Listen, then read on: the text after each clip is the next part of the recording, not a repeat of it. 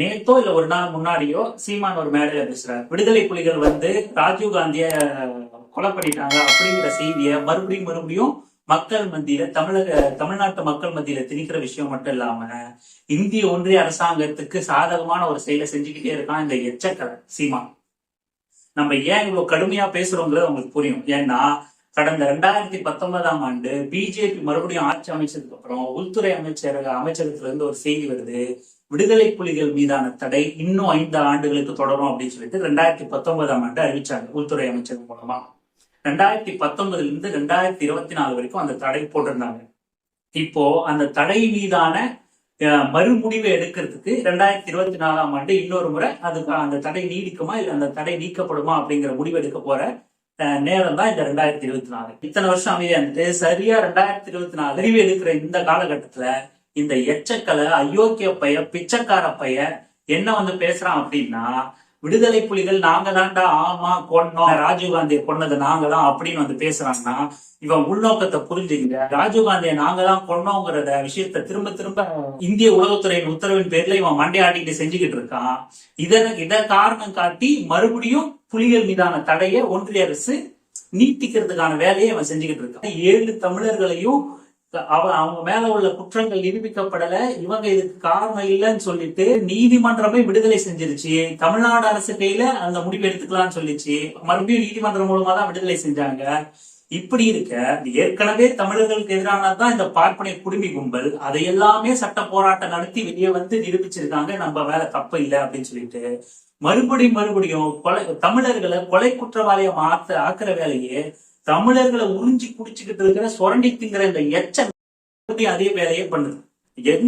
எந்த விடுதலை புலிகள் எங்க கிட்ட கடமையை கைமாத்தி கொடுத்துட்டாங்க, நான் தான் புலிகளுக்கு அத்தாரிட்டி, நான் தான் ஈழத்தை தனிநாடை வாங்கி தர போறேன், தமிழர்களுக்கு தனிப்பட அமைக்க போறேன், அதிபரா ஆக போறேன், என் கையில இந்த மண்ணு கட்சிச்சுன்னா நான் புடுங்கி நட்டுருவேன் அப்படிலாம் பேசிட்டு இருக்கானோ அந்த பிச்சை புலிகள் மீதான தடையை நீட்டிக்க அந்த வேலையை பார்த்துக்கிட்டு இருக்காங்க. கரெக்டா 5 வருஷத்துக்கு முன்னே இதே மாதிரி பண்ணானுங்க.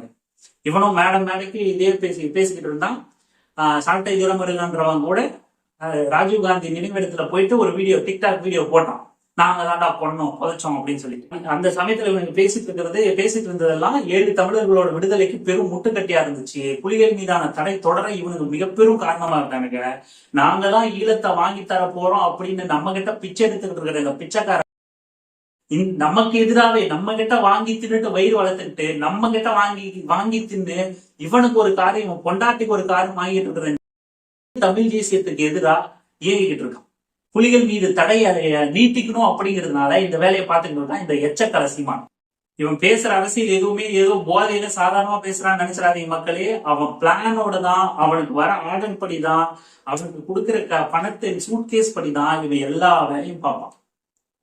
அதை தாண்டி பார்க்க மாட்டான். சம்பந்தமே இல்லாம பேசுவான், சம்பந்தமே இல்லாம கையை முடிக்க பேசிக்கிட்டு இருப்பான். வாட்ஸ்அப்ல வர கதையெல்லாம் எடுத்து பேசிக்கிட்டு இருப்பான். பேசுற கூட்டத்துக்கும் இவன் பேசுறதுக்கும் சம்பந்தமே இருக்காது. அவன் கட்சியில ஏதோ ஒருத்தரை கொலை பண்ணிட்டாங்க அப்படின்னு போய் அப்படின்னு ஒரு கூட்டம் போடுறானுங்க.